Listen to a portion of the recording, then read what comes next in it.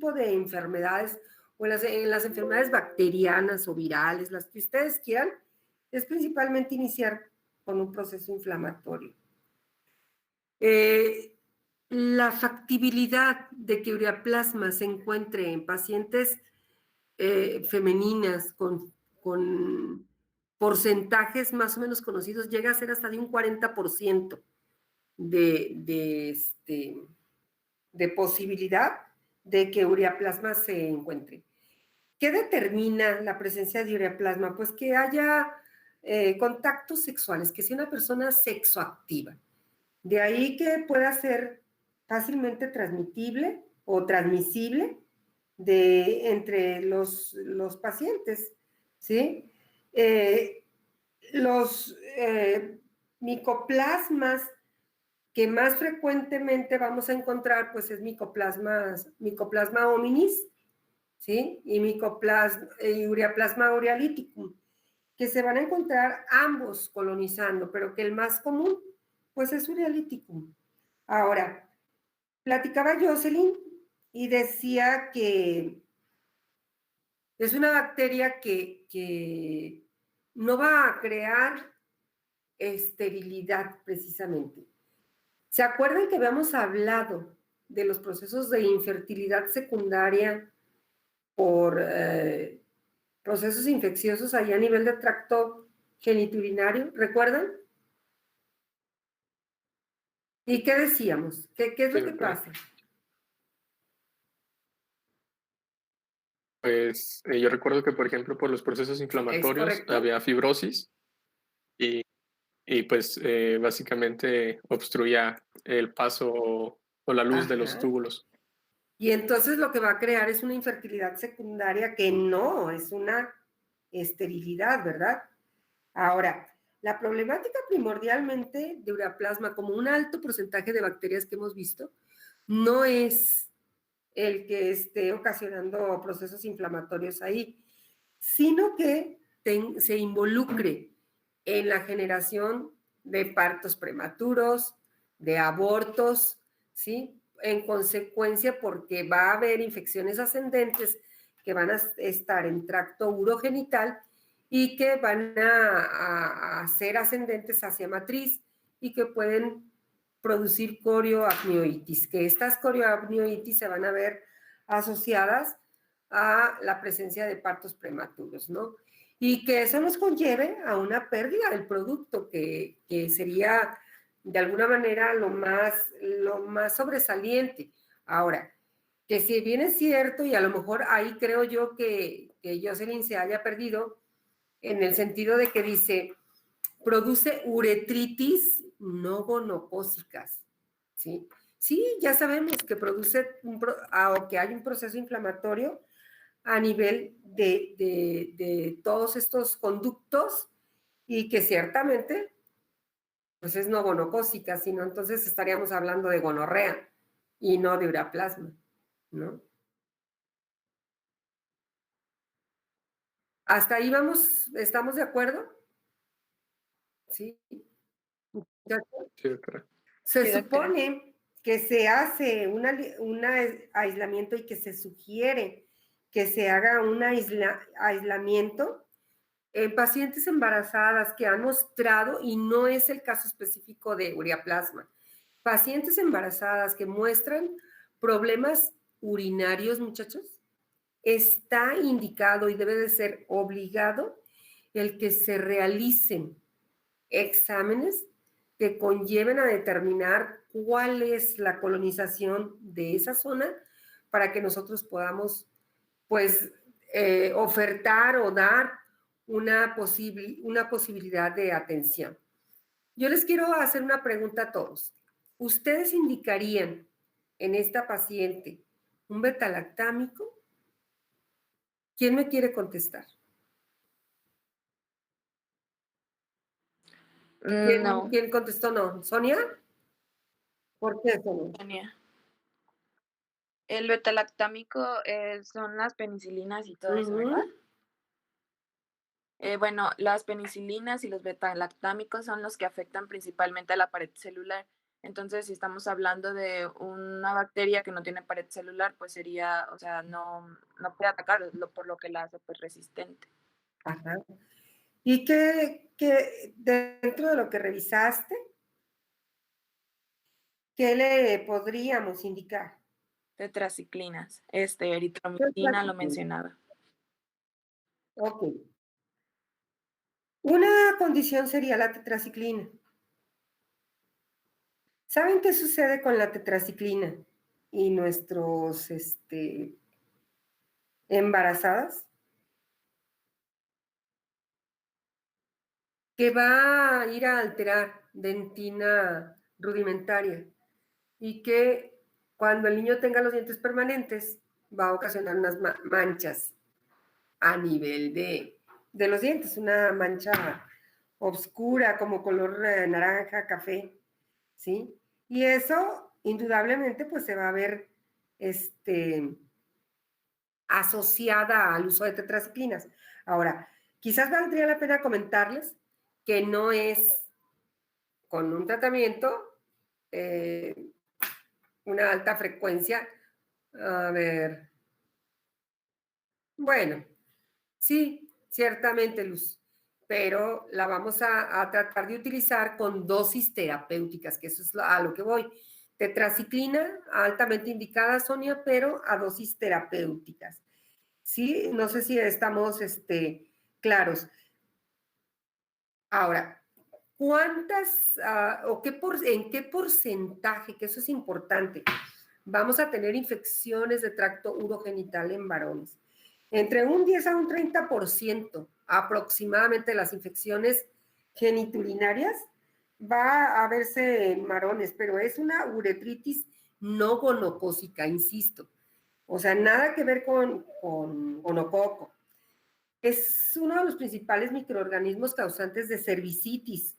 El cérvix femenino se va a ver afectado por ureaplasma, endometritis con mucha frecuencia, salpingitis, que volvemos a insistir, esta salpingitis se va a ver involucrada con enfermedad pélvica inflamatoria, ¿sí? Y esto, en consecuencia, va a crear algo que le llaman morbilidad reproductiva. La morbilidad reproductiva es la alteración para embarazarse o bien, si la paciente está embarazada, el que se desarrolle un parto prematuro. Generalmente esa sería la principal condición. Hay algunas bacterias que pueden existir o coexistir con ureaplasma, como es la Chlamydia trachomatis, altamente asociadas las dos, y se pueden ver juntas, ¿sí? Sin embargo, no es como que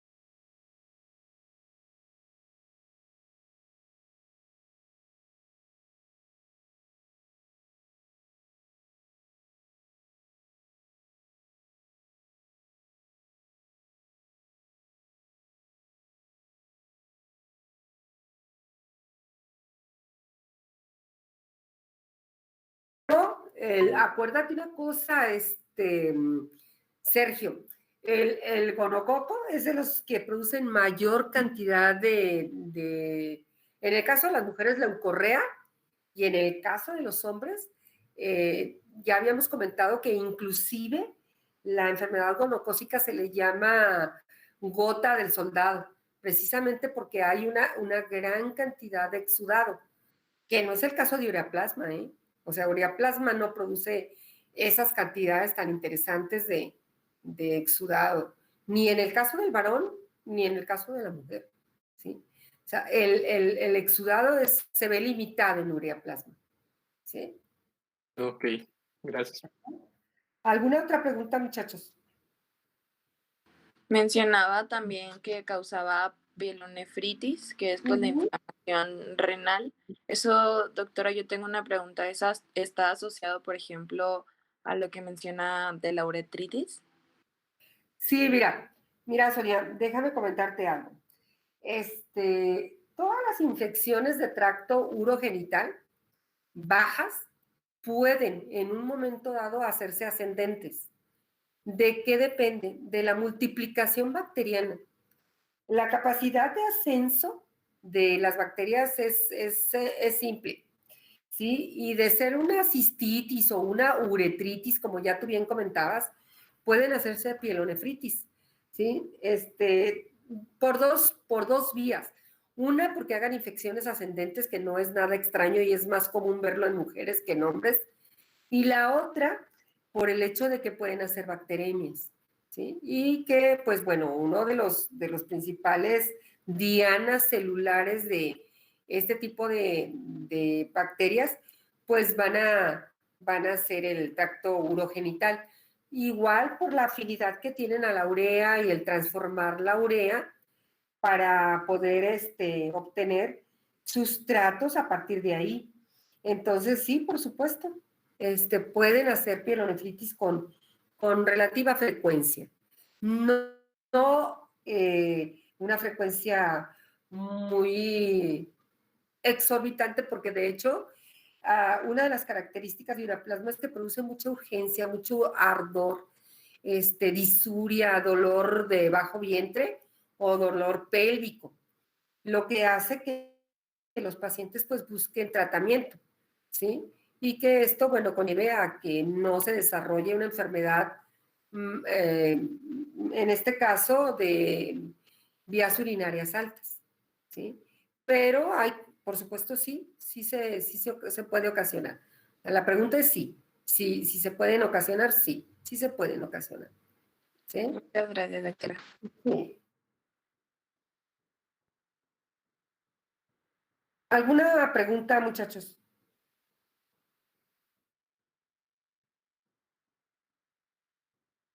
Recuerden que ureaplasma va a requerir de urea para crecer, va a hidrolizar la urea, es muy interesante la forma en la cual hidroliza la urea y acumula radicales de amonio, que también el amonio, muchachos, insisto, va a crear inflamación.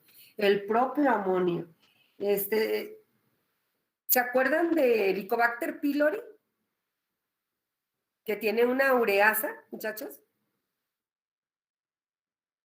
Pues ureaplasma la tiene también.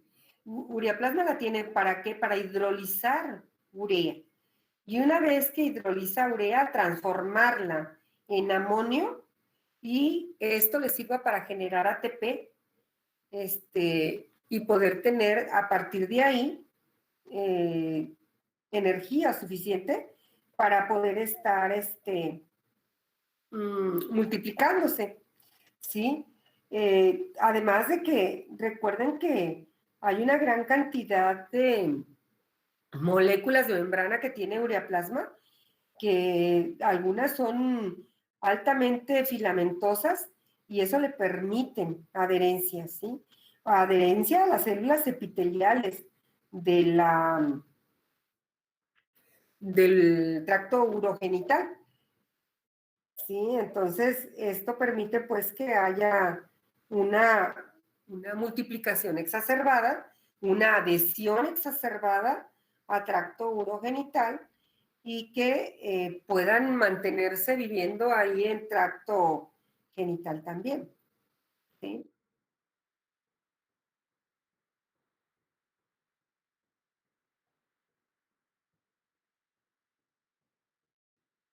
La permanencia de ureaplasma es también un factor importante en cuanto a la patogenia, dado que a mayor tiempo de permanencia de las bacterias estas, el proceso inflamatorio va a cronificar, lo que va a derivar pues en una obstrucción de los túbulos del tracto genital, ¿sí?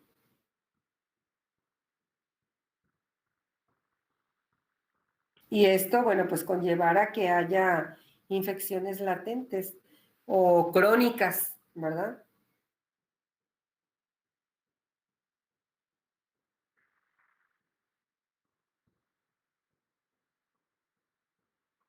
¿Alguna otra pregunta que tengan?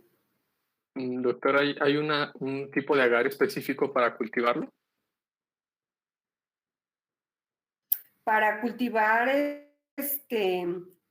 ureaplasma,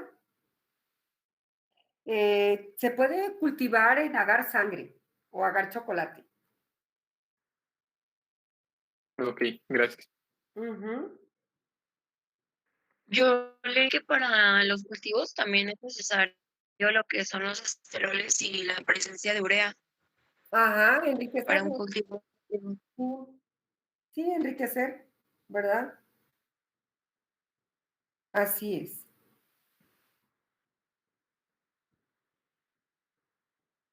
¿Algún otro comentario que tengan?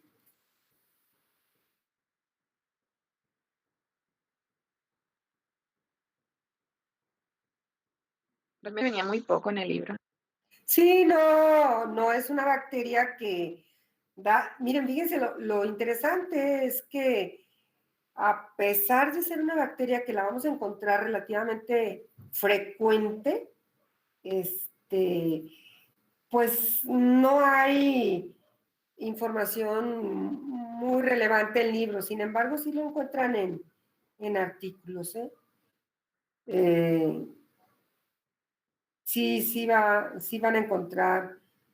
Por ejemplo, hay artículos muy característicos que hablan de la citoadherencia y la penetración celular que tiene micoplasma en el tracto urogenital y la afectación que causa en el producto, ¿verdad? Que quizás esas son las cosas más importantes que se van a presentar. Y bueno, de paso comentarles que tiene dos proteínas importantes, la P50 y la P100, que favorecen la adherencia de micoplasma a las células epiteliales urogenitales. Estas dos proteínas son proteínas de superficie que las encontramos en el micoplasma. Perdón. Y que pues le van a servir para eso, ¿no? Ahora, es muy antigénica y hace una gran variabilidad antigénica. De ahí que le permita permanecer en forma crónica, ¿verdad? La utilización de la urea y la transformación en amoníaco, que también no lo deben dejar de lado en cuanto a micoplasma o ureaplasma, que es lo mismo, para que ustedes se den cuenta que si el tracto urogenital está acostumbrado a tener acidez y esa acidez es transformada por una enzima y esto en lugar de ser ácido se hace alcalino, pues va a ocasionar inflamación. Y esto también, muchachos, micoplasma, contrariamente a lo que hemos visto en otros de los casos, micoplasma, por esa alcalinidad tan severa que produce, puede ser un generador de litos, de cálculos urinarios, ¿sí? De ahí que también se ve altamente asociado ureaplasma a la generación de cálculos o delitos urinarios. ¿Sí?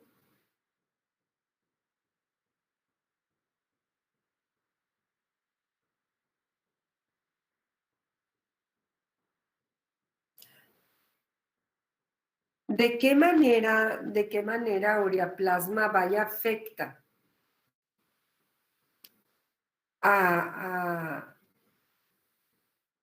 al feto, por ejemplo? Una de las maneras que afecta al feto, pues tiene fosfolipasas importantes.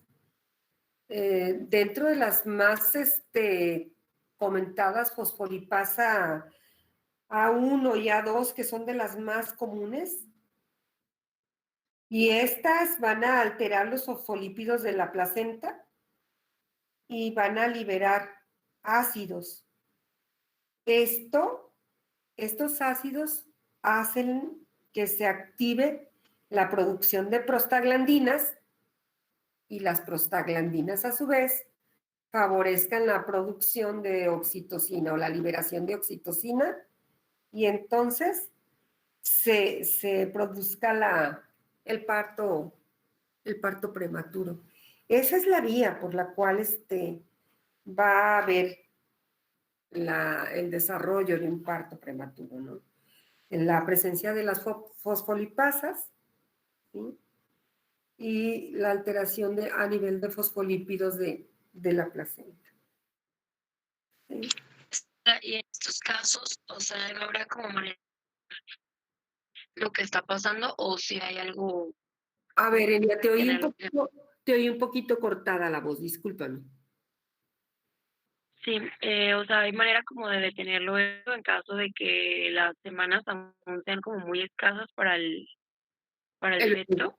Ajá, sí, Enia. Mira, lo que se hace en este caso es mantener a la paciente en reposo absoluto, ¿sí? Obviamente determinar cuál es la causa y si es por producción de alguna bacteria que está asociada a la vaginosis que la paciente presenta, pues indicar el tratamiento adecuado para la vaginosis, ¿sí? Y indicar relajantes de la fibra muscular lisa para evitar que la matriz esté contrayendo y bloquee la recepción de oxitocina y prostaglandinas. De antemano, la presencia de oxitocina no es lo que determina el parto, muchachos. Lo que determina el parto es la liberación de prostaglandinas.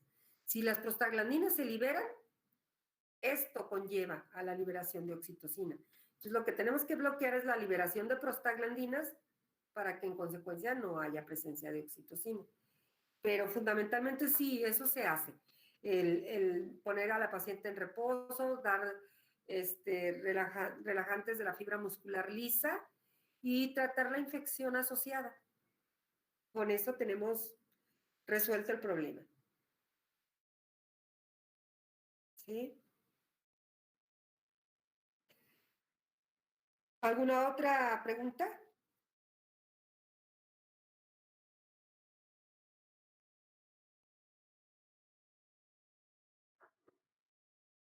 Si yo pudiera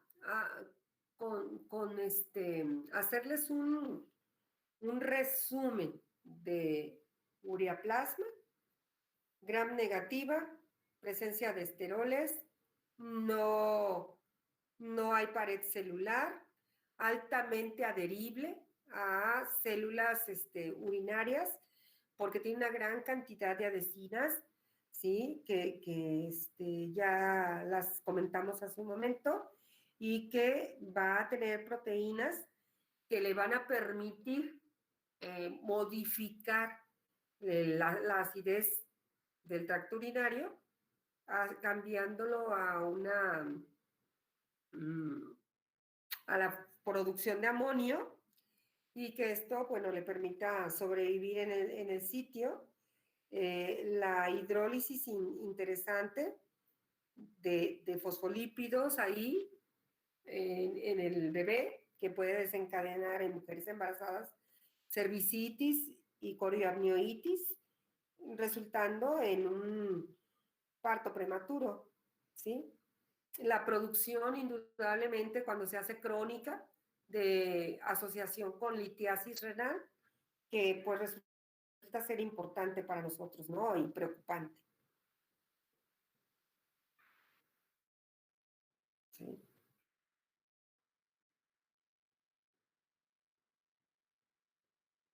¿Qué indicaría en una condición de una paciente que está presentando constantemente problemas por activación de la motilidad del útero? Pues hacer una amniocentesis, ¿no? Y checar si hay una coriomnionitis secundaria. ¿Sí? ¿Por qué me preocuparía que hubiera un nacimiento prematuro, muchachos.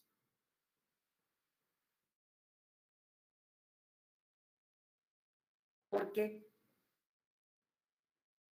Pues por las complicaciones que posteriormente pueda traer el recién nacido. Respiratorias, ¿verdad? Principalmente. ¿Sí? Pero fuera de eso, los ureaplasmas son adecuadamente tratados, ¿sí? Y pues no hay mayor problema, ya decíamos, se pueden utilizar tetraciclinas y con eso combatir la infección sin mayor problema, ¿no? ¿Alguna otra pregunta?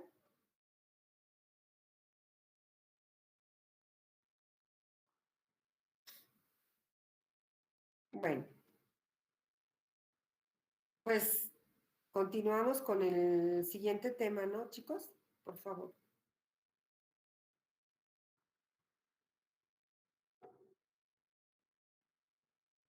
¿Quién va a dar tema ahora? Yo. ¿Fátima?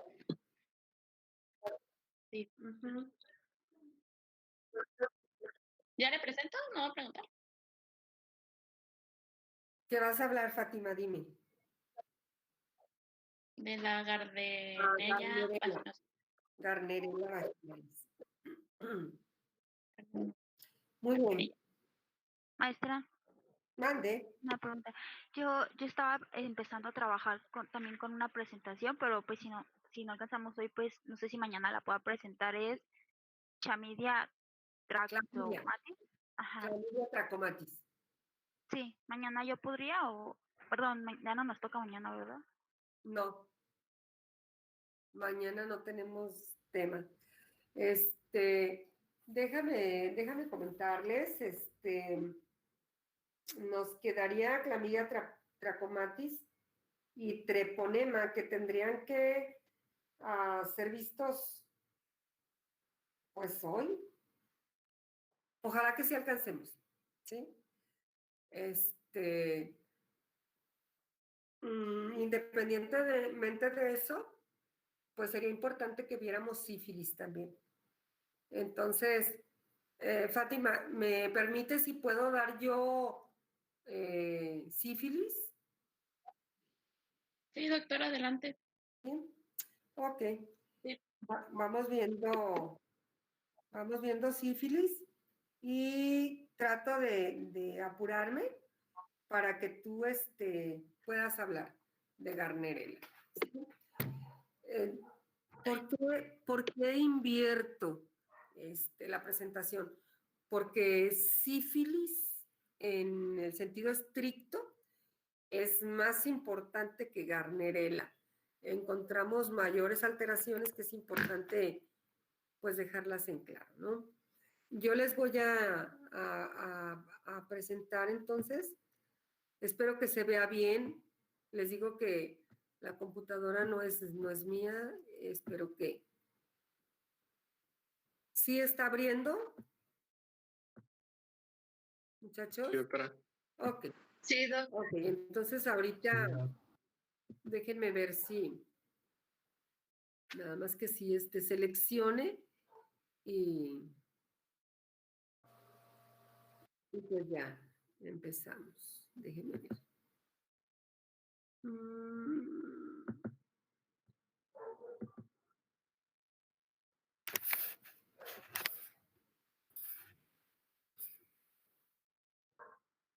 ¿Qué saben? ¿Qué saben ustedes de sífilis o de treponema? Yo leí que era una espirita gram negativa. Ajá. No, también me pareció muy importante que mencionaba que era muy difícil en la tinción de gram. No se tenía directamente como una negativa, pero se le asociaba como una negativa. También mencionaba que tenías los extremos puntiagudos.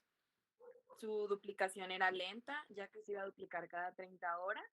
Ajá. Era anaerobia, era tóxica al oxígeno, era anaerobia estricta. no realiza ciclos de ácidos tricarboxílicos y era dependiente de la célula hospedora, es por eso que era muy difícil su cultivo. También que su patogenia, bueno, era resistente a la fagocitosis, se adhiere con fibronectina e interactúa directamente con los tejidos. También presentaba hemolicinas.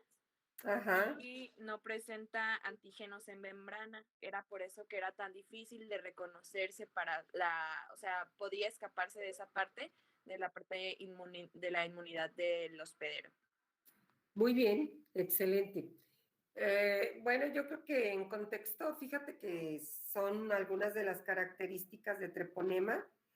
Es una bacteria que se ha encontrado en la historia de la humanidad, que inclusive se describe en la Biblia, la sífilis.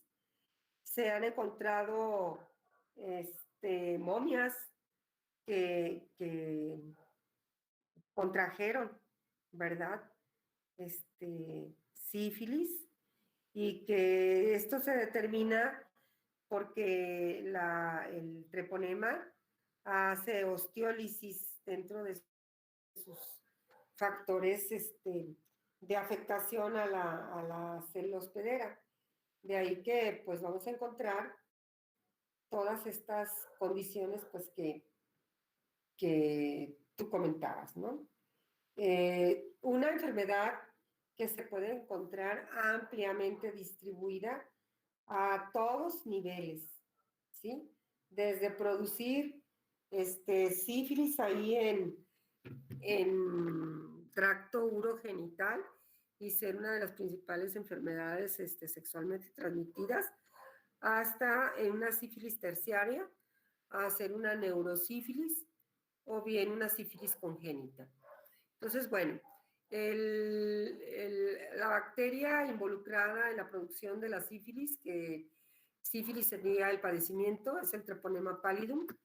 Y bueno, dentro de las características de esta bacteria, pues es que pertenece al género Bacteria, al filo Spirocheta.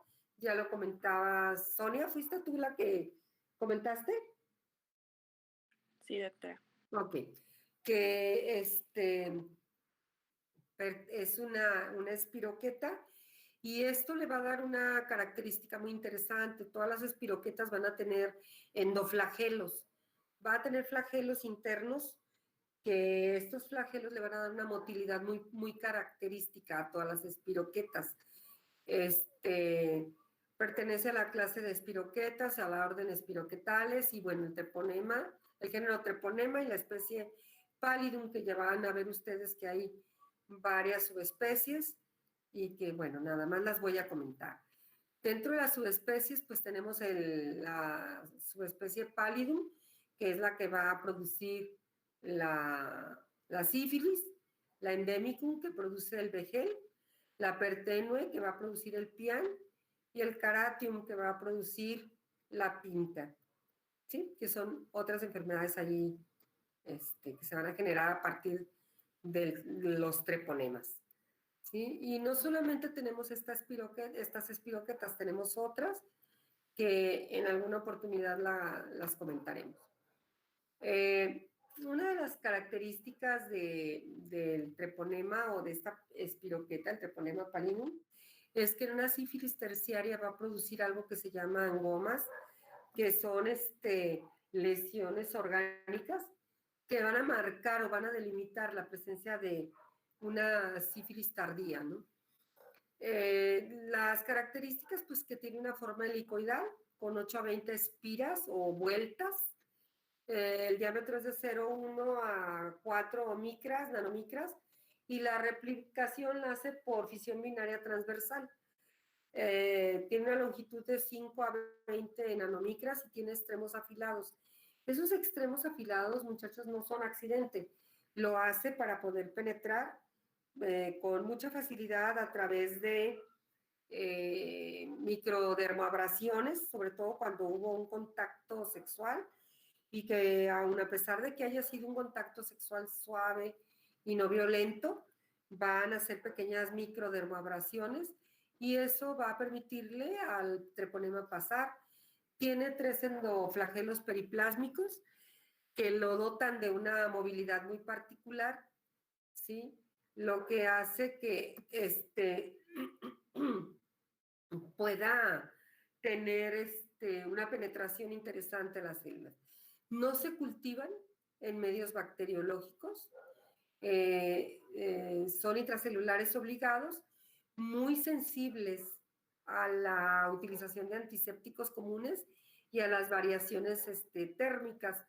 La temperatura óptima de estos microorganismos es de 28 a 30 grados centígrados y como ya lo comentaba Sonia, son anaerobios facultativos y pueden sobrevivir en pequeñas porciones o porcentajes de oxígeno, de ahí que se les considere microaerofílicos. Son parásitos obligados todo el tiempo y los hidratos de carbono son sus sustratos energéticos. Algo que hace treponema, muchachos, en secundarismos sifilíticos, producir alopecia areata por daño a los folículos pilosos, algunas de las componentes de los anexos de la piel, y en este caso la alopecia areata que produce es permanente, de ahí que nosotros podemos, sobre todo cuando no hay ningún otro antecedente, suponer que pueda ser producida, entre otras causas, pues por treponema. Dentro de la estructura, bueno, en la membrana externa hay fosfolípidos, y como decía Sonia, muy pocas proteínas de membrana, lo que lo hace ser antigénicamente poco detectable. Va a tener pues la capa de peptidoglicanos, ¿verdad? Característico, perdón, de estas bacterias. Esa sería la estructura vista desde una imagen que es más que otra cosa bonita, pues aquí va a tener las membranas celulares, las dobles membranas celulares, el espacio periplásmico, que es donde se encuentran alojados los endoflagelos y que esos le van a permitir pues esos movimientos, ¿no? Y las 2 membranas celulares. Bueno, sería más o menos la estructura de los endoflagelos, ¿sí? Van a ser pequeños microtúbulos que van a estar formados por proteínas dotadas de una gran motilidad para que el treponema pueda moverse con cierta libertad, ¿no? La vía de entrada, pues, es una vía sexual, transfusional o por inoculación. La contaminación vertical, que desafortunadamente muchas de estas enfermedades van a tener esa característica y que a la hora de tener esta salvedad, pues van a ir a afectar principalmente a las mujeres embarazadas y indudablemente pues al feto. Esta es una enfermedad que se encuentra dentro de un síndrome que se llama STORCH, CRH, perdón, que son microorganismos que pasan la barrera fetoplacentaria y que dan alteración morfogénica y fisiológica en nuestros productos en gestación. O sea, que pueden generar abortos, partos prematuros, mortinatos y la alteración morfológica de nuestros pacientes. Entonces, ahí dice que forma parte de los microorganismos del síndrome de Storch, dentro de los cuales se encuentra SIDA, sífilis, toxoplasma, rubeola, citomegalovirus, hepatitis y otra gran cantidad de enfermedades, dentro de las que se ven involucradas incluso las parasitarias. Bueno, dentro de los grupos de riesgo, pues principalmente los sexoactivos son los que están involucrados mayormente en este tipo de contagio. Es común entre parejas de homosexuales y heterosexuales también, o sea, no crean que que cambia mucho el contexto, más bien en promiscuos, independientemente de la elección que tengan. Es más bien gente que sea promiscua, porque igual tenemos homosexuales que no son promiscuos y no pasa nada, y heterosexuales que son promiscuos y pasa todo, ¿no? Entre varones, más o menos en la edad promedio de 20 a 25 años de edad, que es una de las principales etapas de que se active o de que se decida la vida sexual activa en madres y bebés, evidentemente. Los mecanismos de virulencia pues son limitados, aunque ustedes no lo crean. Tiene algunas lipoproteínas microbianas que interactúan con receptores celulares, básicamente CD14, mediadores que son mediadores proinflamatorios. Carece de porcentajes interesantes de lipopolisacáridos y activa células del sistema inmune como mononucleares, macrófagos, linfocitos y células endoteliales. La respuesta a la inmune es mediada por la presencia de TROMS y activa cardiolipinas y hialuronidasas, que estas pues se van a ver asociadas a la generación de la virulencia. Una vez que entra el treponema, va a ser algo que le llamamos chancro de inoculación. Ese chancro de inoculación es algo semejante a una úlcera que se va a encontrar en mucosas o en piel, dependiendo de la situación que haya entrado en contacto con el sitio contaminado. Y ese chancro de inoculación pues va a presentarse entre la segunda semana y hasta la cuarta semana posterior al contacto. Va a durar poco tiempo y se va a desaparecer. Para cuando se presenta, pues es un chancro no doloroso, es un chancro que no es friable, no sangra, que no produce líquidos o exudados de ningún tipo, más bien es un chancro limpio, se puede decir, con bordes indurados y que, como les decía hace un ratito, no es doloroso. ¿Sí? De hecho, también una característica del chancro sifilítico es que es un chancro único, regularmente no hay más que uno, y va a generar una gran alteración a nivel de adenomegalias. Se va a presentar bastante infartación de ganglios linfoides regionales, lo que también nos hace suponer que hay problemas por ahí interesantes cuando se genera la presencia del chancro y la presencia de los ganglios linfáticos. Bueno, aquí hay imágenes de más. Este es un chancro de inoculación y este es otro chancro y aquí hay otro. Acá hay algunos, ¿sí? Hay alguno que otro. También puede generar esto, que son condilomas acuminados sifilíticos, ¿sí? Bueno, dentro de la patogenia, pues es muy característico porque se multiplica principalmente una vez que tiene contacto en el sitio inicial de inoculación, que le llamamos sitio de inoculación primario, y justamente ahí es donde se genera el chancro, ¿sí? Viaja a ganglios linfáticos y vía hematógena, y ya les decía, va a presentarse el chancro como en promedio a la cuarta semana, perdonen ustedes, a la cuarta semana, y se le denomina chancro duro. Algo muy interesante es que este chancro duro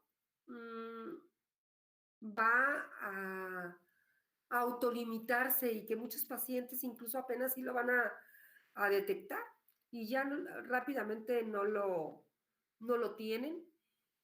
Puede haber asociado a la presencia del chancro y cuando hay una parasitemia o una bacteremia, perdonen, va a ir a producir por la presencia de las proteínas de membrana y el metabolismo bacteriano, la presencia de un exantema maculopapular en la superficie corporal, que este se va a presentar como un secundarismo sifilítico, que si la pudiéramos dividir en estadios, yo les diría que la presencia del chancro es el primer estadio sifilítico, ¿sí? El segundo estadio sifilítico sería la presencia del eritema maculopapular, que se va a presentar, y que este eritema es un exantema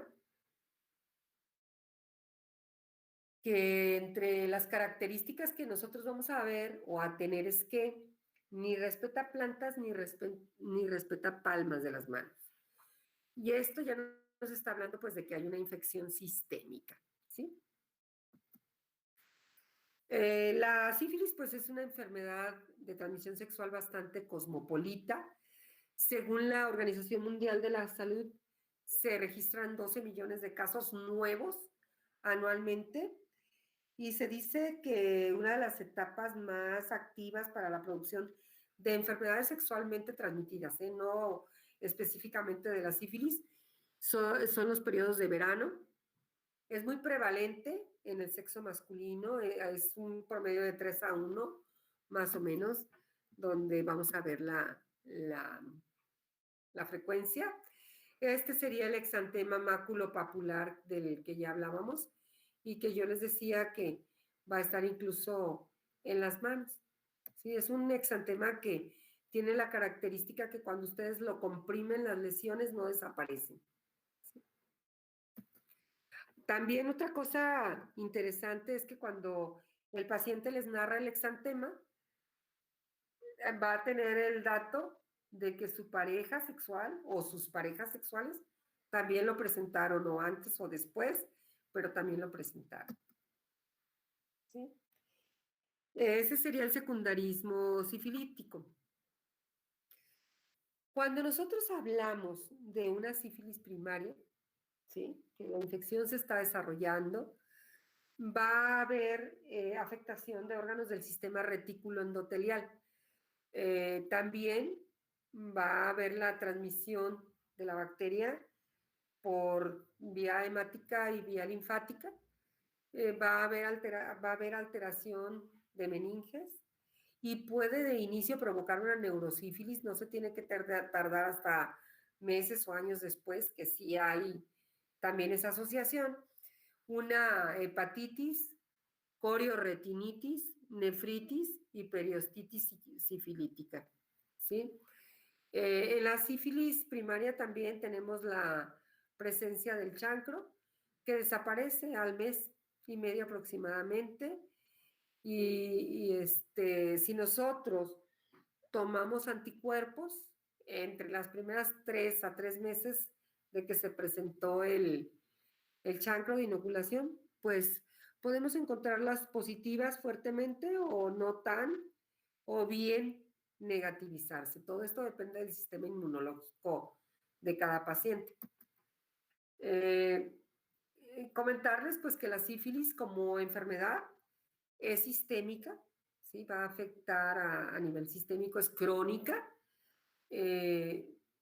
tiene manifestaciones clínicas muy variables, y pues la bacteria que causa esta es una espiroqueta que se llama Treponema pallidum, y a lo mejor ya lo habíamos comentado en algunas otras oportunidades. A la sífilis se le conoce como la gran simuladora, la gran impostora, lues, se le llama sífilis, ¿sí? Son las enfermedades los nombres que recibe la sífilis. Hay otra enfermedad que se le llama también la gran simuladora, y que es el lupus eritematoso sistémico. La sífilis secundaria, pues hay aparición del exantema sifilítico en la superficie corporal, la presencia de condilomas, que ya los vieron en una de las fotografías que puse anteriormente, fiebre, disfagia, hay problemas de dolor al comer, estrechamiento de esófago, artralgias por procesos inflamatorios crónicos, anorexia, pérdida de peso, caída del pelo y de las cejas, que les decía es por lesión a los folículos pilosos. Se afectan pares craneales 2 y 8, y podemos encontrar serología positiva entre los 6 meses posteriores a que se presente, 6 meses a 6 semanas de que se presente el secundarismo sifilítico.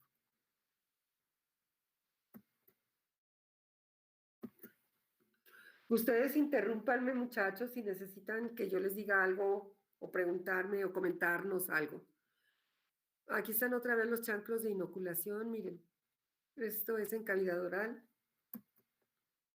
Ahí está el secundarismo sifilítico, ¿sí? Después de tener una sífilis secundaria o un secundarismo sifilítico, vamos a tener una periodo que se llama un periodo latente o precoz, que va de 1 a 2 años después de haber presentado datos de secundarismo sifilítico. La serología en estos casos pues es muy variable, puede estar presente o bien no detectarse nada, y la latente tardía que se va a presentar de los 2 a los 20 años, donde también la serología puede ser variable, pero aquí lo más interesante es la presencia de la neurosífilis, ¿sí? Dentro de las alteraciones que se pueden ocasionar, pues va a haber una tabes dorsal, un proceso inflamatorio de la columna vertebral, ¿sí? Y se le llama tabes dorsal o mielopatía sifilítica, que se encuentra con alguna frecuencia en estos pacientes. Dentro de la sífilis terciaria, pues que ya comentamos, la tabes dorsal se va a presentar. También se afecta al sistema nervioso central, va a haber trastornos oculares importantes, la presencia de cardiopatías, y que esta cardiopatía, una de las primeras causas por las que hay cardiopatía es por aneurismas de la aorta, que son aneurismas sifilíticos, ¿sí? La pupila de Argyll-Robertson, que es una modificación de la pupila por daño al nervio óptico, va a tener entre los 10 y los 20 años, en ese intervalo de tiempo que se genera la sífilis terciaria, pues una serología variable. Todo esto de serología variable les indica que pueden encontrar pruebas treponémicas o no treponémicas positivas, y que todo esto depende pues del sistema inmunológico de cada uno de los pacientes. Dentro de las pruebas no treponémicas vamos a encontrar pues los anticuerpos específicos y las treponémicas, que es el BDRL, que se hace en el primer año, es para hacer exámenes de enfermedades sexualmente transmitidas, ¿sí? En el primer año vamos a encontrarlo en sífilis primaria de un 40 a un 75% de los casos en los que se cheque este examen, que se llama así, BDRL, lo vamos a encontrar positivo, y cuando hay un secundarismo, entre 20 a 40 de los casos. En la neurosífilis, básicamente se va a evaluar con la presencia de proteínas en líquido cefalorraquídeo y las diferentes células que se van a presentar, insisto, en líquido cefalorraquídeo, lo que se va a llamar pleocitosis.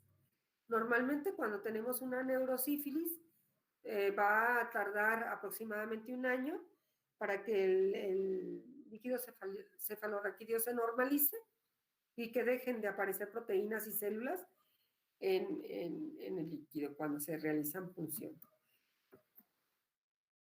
Bueno, pues esas son algunas alteraciones a nivel, mande. Perdón, entonces esto quiere decir que puede llegar a crear una meningitis o algo por el estilo. Fíjate que, lo que va a producir es demencia. Va a ser un proceso, sí, ¿Va a haber un proceso qué? locura. Si haz de cuenta que lo que va a producir en este caso, en estos casos, va a ser desmielinización de neuronas.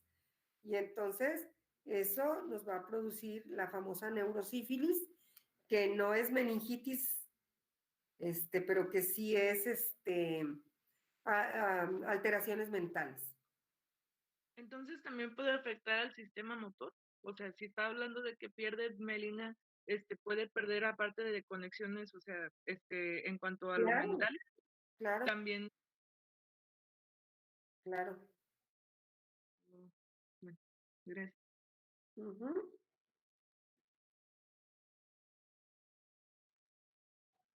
Bueno. Perdón por la interrupción. No, no te preocupes. Ahora, es importante comentar que no todas las personas que tienen sífilis van a llegar a tener una neurosífilis, ¿verdad?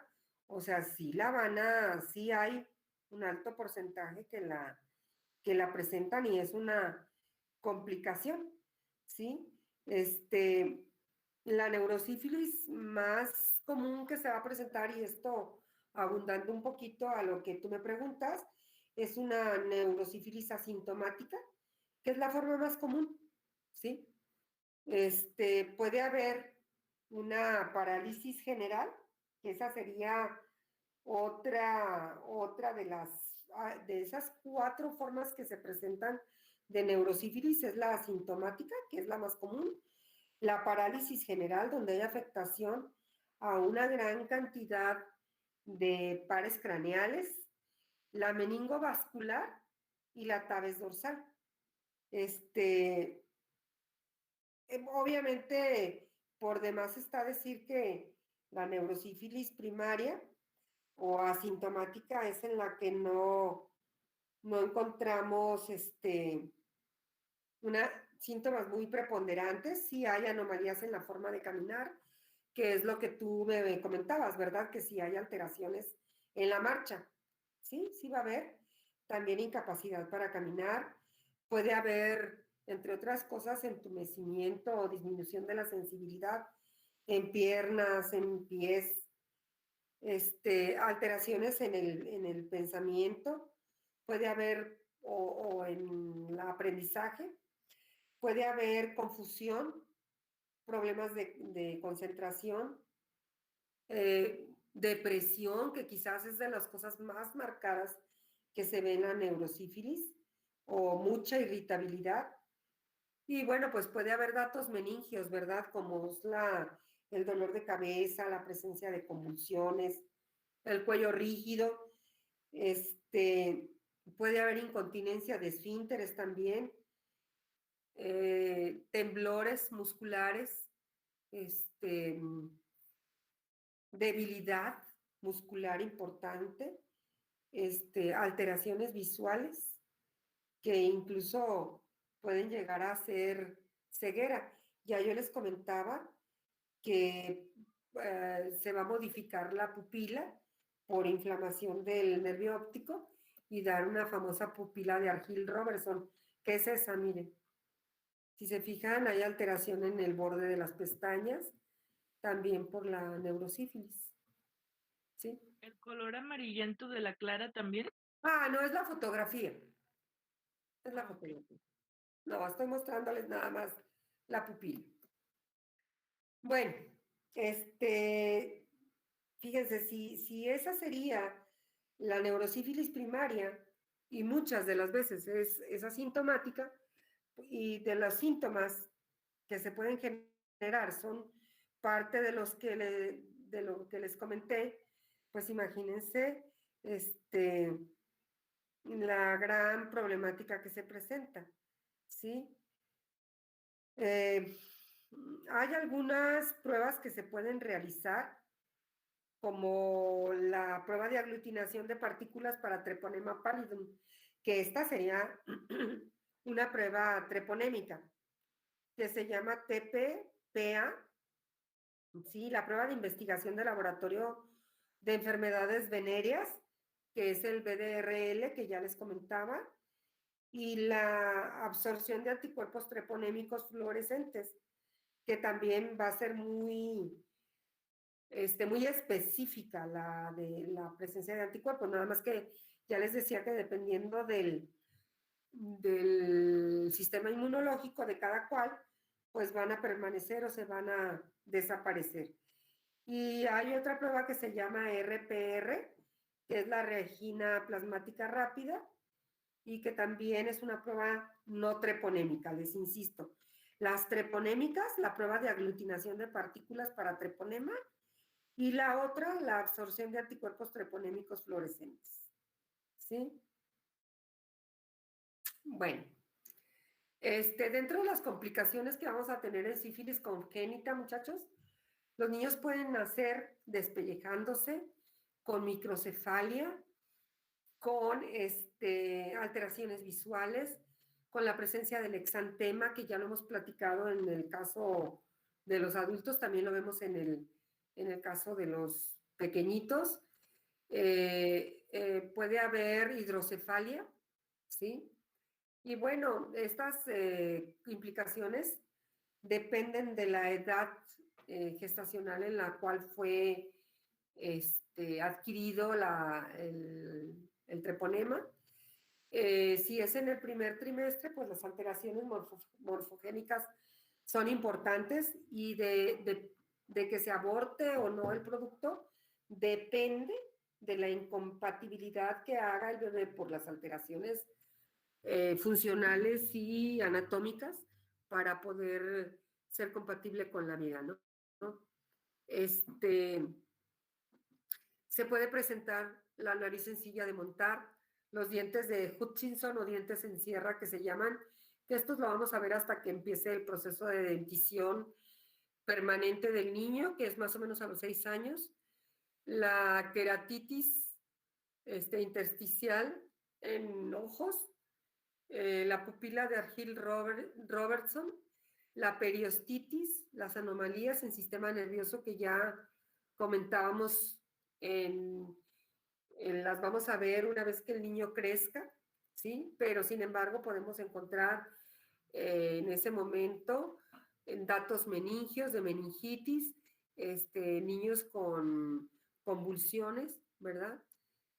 Que van a ser de las más demostrativas. El fémur en sable, que también es muy común, ¿sí? Vamos a encontrar los fémures en sable, vamos a encontrar les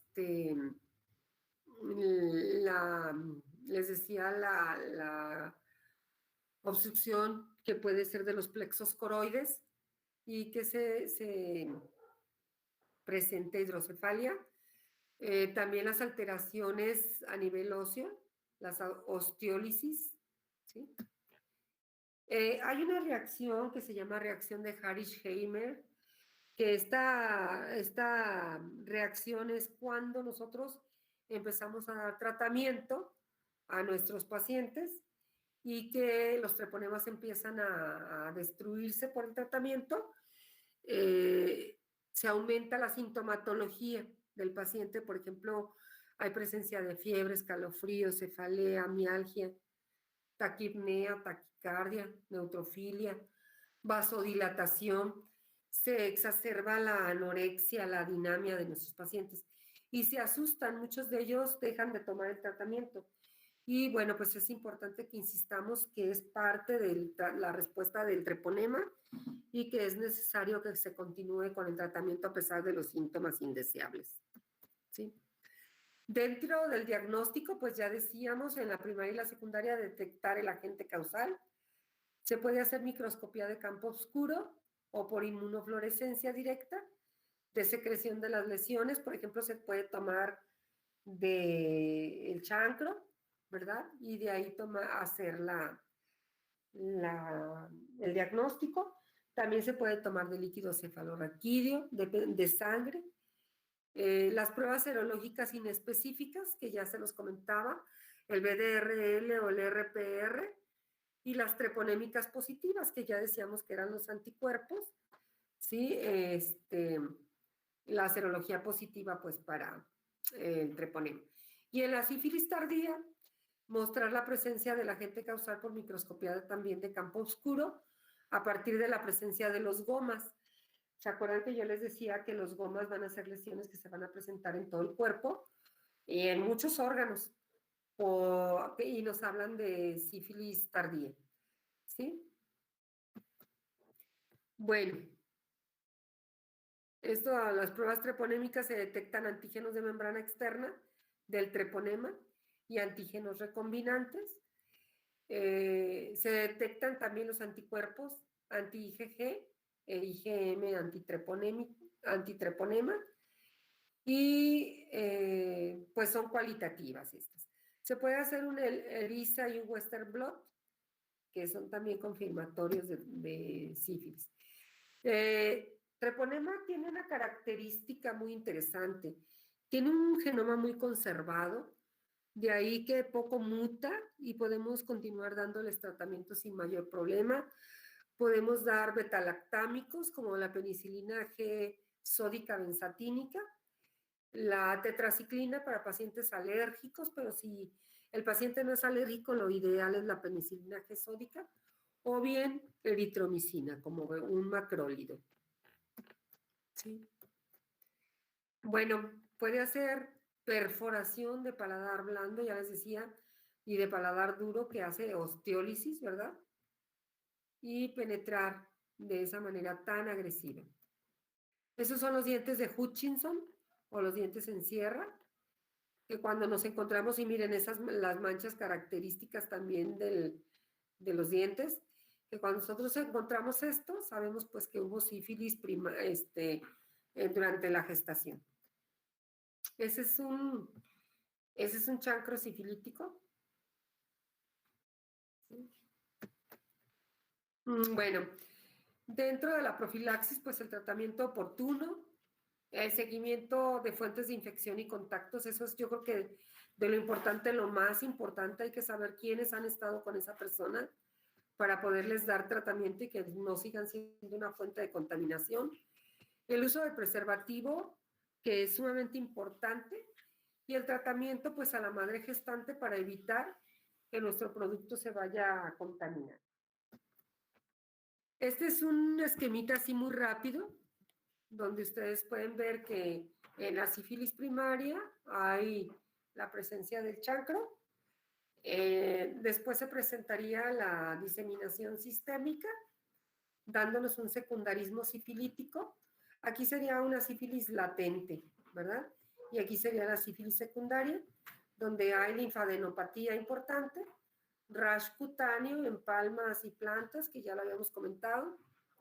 Después puede haber un periodo de latencia interesante y después la sífilis terciaria.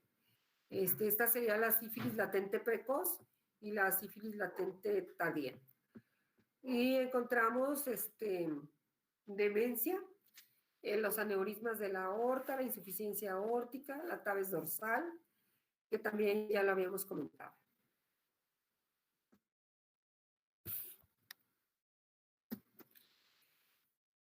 Bueno, la penicilina es el antimicrobiano más estudiado y eficaz en el tratamiento de todas las etapas de la sífilis. Esto quiere decir que la podemos utilizar en sífilis primaria, secundaria y terciaria sin ningún problema.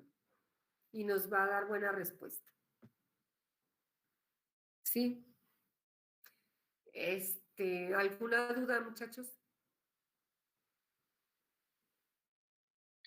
Creo que no, Doc. No. Bien, entonces, no sé, Fátima, te comí tu tiempo, pero no me lo tomes a mal.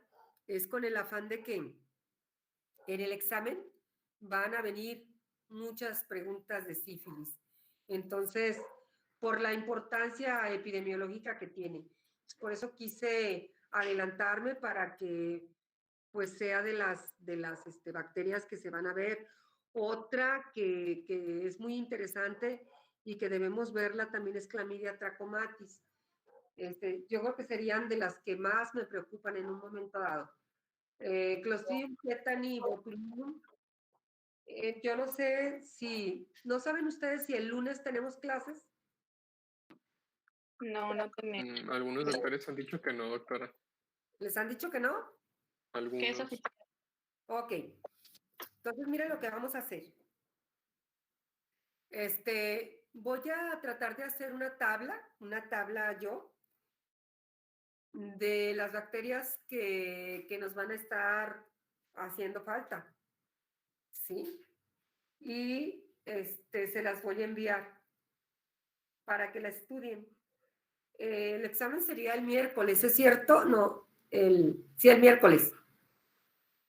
¿Verdad? Sí, doctora. Entonces tendríamos el martes todavía para ver algunas bacterias. Es cierto, ¿verdad? Entonces ya yo les mando la tabla, la estudian y simplificamos pues para que todos lean y sea más rápido el que presentemos los temas que nos hacen falta. Nos hace falta Gardnerella vaginalis, Clamidia trachomatis,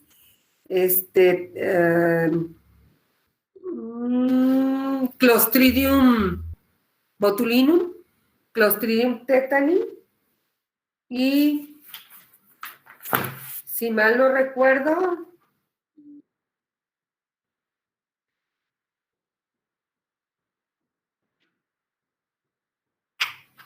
Agalacti. Minty, ¿no podría darnos como que más o menos los temas del examen? ¿Cómo? Sí, podría darnos más o menos los temas del examen. Son todos, Luz. Son todos. O sea, todas las bacterias que hemos visto y las que no, técnicamente entrarían en el examen. Aquí lo que sí yo les comentaba hace un ratito es que, por ejemplo, Treponema es una bacteria que entra y que tiene varias preguntas, se hacen varias preguntas porque epidemiológicamente hablando, pues sí es importante. ¿Sí? Entonces, todas luz. Sin embargo, te digo, tenemos el martes para, espero que alcancemos a verlas, las que hacen falta, pero de cualquier manera voy a tratar de agilizarles eso, haciendo un resumen para que podamos verlo.